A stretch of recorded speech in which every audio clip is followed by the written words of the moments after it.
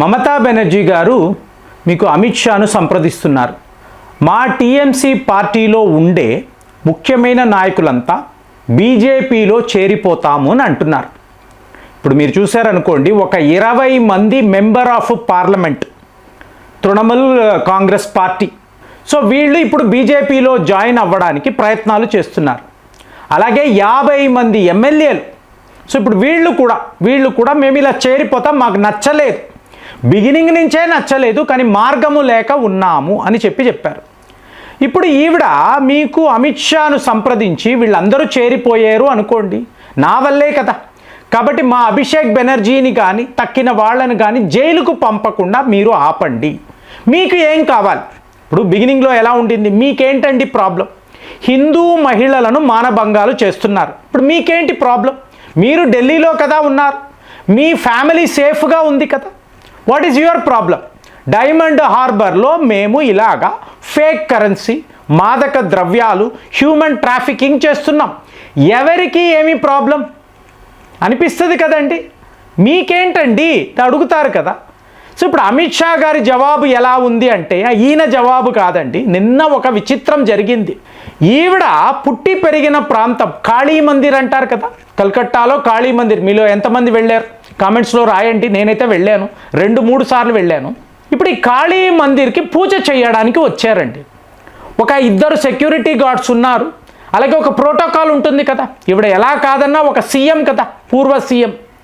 So ఈవిడ తన plate పట్టుకొని మెట్లు ఎక్కడానికి వస్తున్నారు, సెక్యూరిటీ వాళ్ళు ఆపుతున్నారు, ప్రజలను ఆపుతున్నారు, ఆగండి ఆగండి అంటున్నారు, ఎవ్వరు వినలేదండి.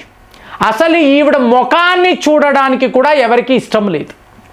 అలాంటి చెడ్డ పేరును ఈవిడ తెచ్చుకున్నారు. వాళ్ళు ఏమంటున్నారో చెప్పమంటారా, నువ్వు ఎందుకు మా కాళీ మందిర్కి వచ్చావు, కలకత్తా కాళీ మందిర్ ఎందుకు వచ్చావు, నువ్వు ఆ మసీదుకు వెళ్ళు, ఎన్ని ఇల్లీగల్ మదరసాస్ కట్టించావు, అక్కడికి వెళ్ళి ప్రార్థనలు చేసుకో, అంతే తప్ప ఇక్కడ రావాల్సిన అవసరమే లేదు అంటే అమిత్ షా గారు ఏం చెప్పి ఉంటారో కాళీ మందిర్లో ప్రజలు చెప్తున్నారు. నువ్వు హిందువులకు వ్యతిరేకంగా పరిపాలన చేసావు, మా మహిళలకు వ్యతిరేకంగా నువ్వు ఎన్నెన్నో పనులు చేసావు, అలాంటిది నిన్ని మేము ఎందుకు ఒప్పుకుంటాము, అసలు ఈ గుడికే రాకు. సో ఇది పరిస్థితి. ఆఖరికి అందరూ వెళ్ళిపోయాక మెల్లిగా ఈవిడ అలా ఆలయానికి వెళ్ళింది. మరి మనదంతా సెక్యులర్ ప్రభుత్వం కదండి, అన్నీ అలో చేశారు. ఇప్పుడు ఈవిడికి అమిత్ షా ఇచ్చిన జవాబు, మీ ఎమ్మెల్యేను మేము తీసుకుంటాం, వాళ్ళు మనసు మారొచ్చు లేదా ఇక్కడ చూడండి ఫ్రెండ్స్, ఇదే గమనించాలి. ఈ లోకల్గా ఉండే పార్టీస్ వాళ్ళుగానే సూసైడల్ మిషన్లో ఉన్నారు. ఇప్పుడు తమిళనాడును తీసుకోవాలి, తమిళనాడు, పంజాబ్, వెస్ట్ బెంగాల్, ఇక్కడ ఏం జరుగుతుందో మీకు యావత్తు భారత్లో ఇది ఒక వేవ్లా ఉంటుందండి. ఇప్పుడు మనము టీవీకే పార్టీ అంటాం, తమిళర్ వెట్రి కళగం, అంతేనా. సో ఇప్పుడు వీళ్ళు ఏం చేశారు, ఏడీఎంకేలో ఉండే ఎమ్మెల్యేలంతా కూడా తమ పార్టీలో కలిపేసుకుంటున్నారు. అంటే మీకు ఏడీఎంకేకు చెందిన ఒక అతి ముఖ్యమైన నాయకురాలు ఎవరు, లీమా రోజ్ మార్టిన్, అంటే లాటరీ కింగ్ శాంటిగో మార్టిన్ యొక్క భార్య, ఆదవ్ అర్జున్ యొక్క అత్తగారు. ఆదవ్ అర్జున్ అంటే ఎవరు, మీకు విజయ్ తరువాత 2nd పొజిషన్ టీవీకే పార్టీలో ఉండే ఒక మెంబర్.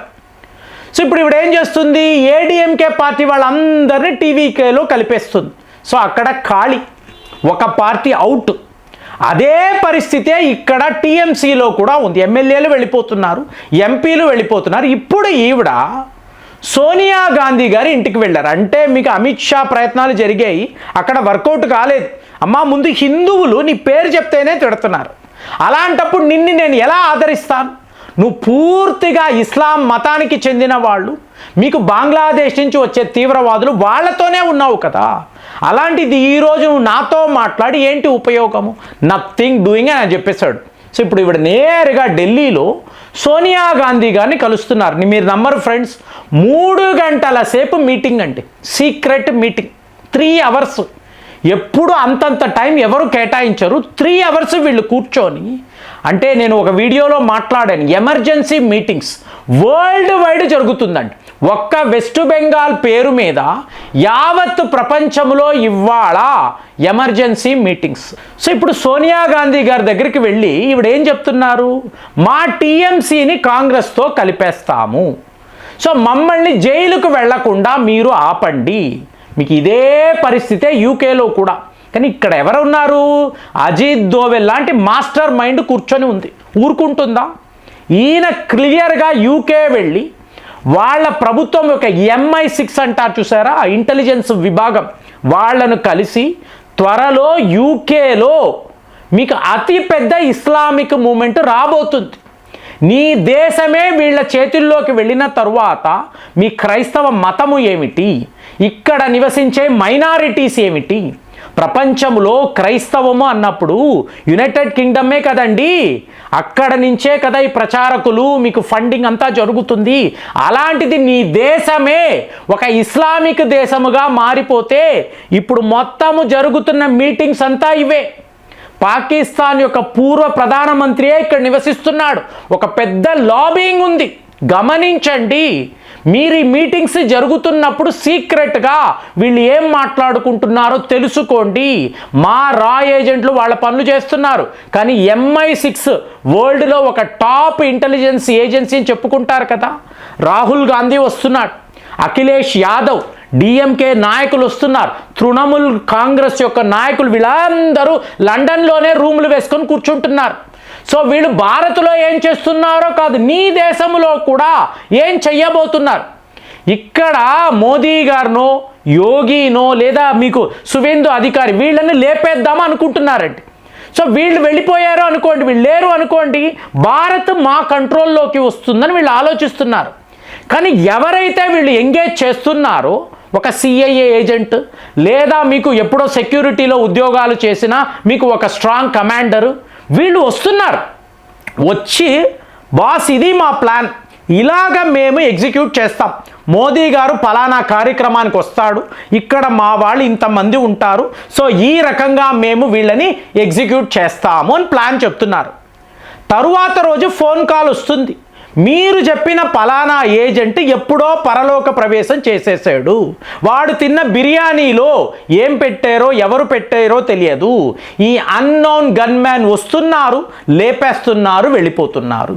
అంటే అజిత్ దోవెల్ యొక్క మీకు ఈ నెట్వర్క్ ఎంత స్ట్రాంగ్ అంటే, మీరు అమెరికా అనండి, యూరోప్, ఎక్కడైనా మీకు మన నాయకుల మీద వీళ్ళు ఇలాంటి హత్యా ప్రయత్నాలు చేస్తే అక్కడికక్కడే దీన్నే మోసాదు వే అంటాం. సో నువ్వు నా దాకా కాదు, నేనే వస్తున్నాను, నేను నీ దాకా వస్తాను, నీ బెడ్ మీదే నేను లేపేస్తాను. మోసాదు వాళ్ళు ఇలా ఛాలెంజ్ చేయడం చెప్తారండి, చెప్పి చేస్తారు. సో ఇవాళ భారత్లో ఇదే పరిస్థితి. సో అజిత్ దోవెల్ టీమ్ పలానా వాడు మోదీని టార్గెట్ చేసంటే వాడు టార్గెట్ అయిపోతున్నాడు. అది ఎక్కడైనా సరే, ఏ దేశంలో అయినా సరే. సో ఇలాగా మనం ఏంటంటే ఎత్తుకు పై ఎత్తు అన్నట్టు ఉన్నాము.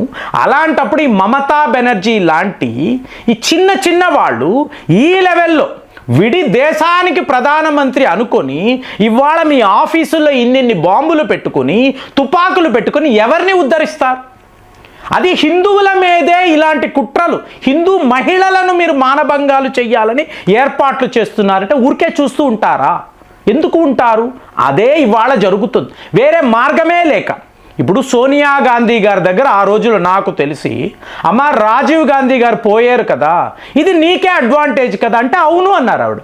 ఎందుకంటే సింపతి వేవ్ ఉంటుంది, రేపు అధికారం మళ్ళీ మీ చేతికే వస్తుంది, మీకు యూరోప్కి సంబంధించిన వ్యాపారవేత్తలంతా మీ దగ్గరికి వస్తారు, ఎలిజబెత్ మహారాణి కన్నా నువ్వే రిచెస్ట్. అంటే ఒక రాష్ట్రం యొక్క తీరు యావత్ భారత్ను ఎలా ఇంపాక్ట్ చేస్తుందో చూడండి. అయినా కూడా వీళ్ళ కుట్రలు వీళ్ళు మానుకోరండి.